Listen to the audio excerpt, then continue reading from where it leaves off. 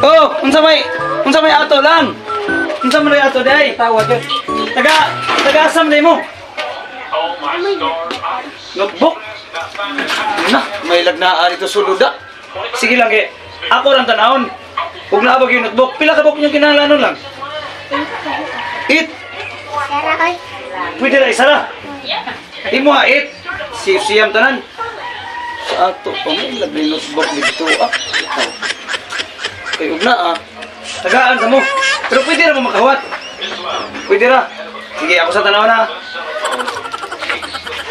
A few moments later. Kayo kay naagi notebook na palit.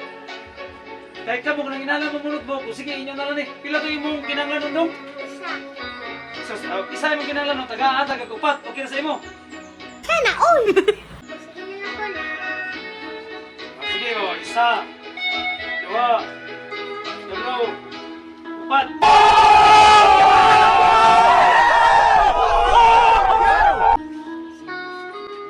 Salamat na lang ko. Sige, ang imo lang.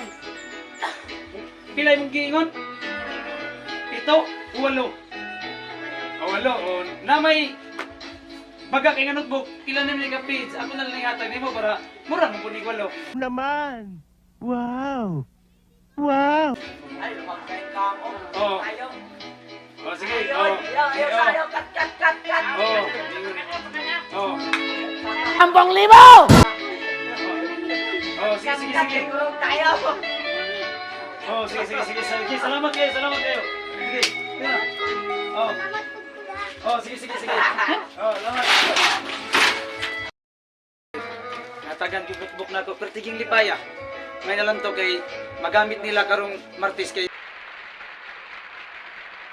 klase na ba? Ang sugod sa klase 29 bigod. Salamat ug kaayo nga ako gyud natagan ang mga bata.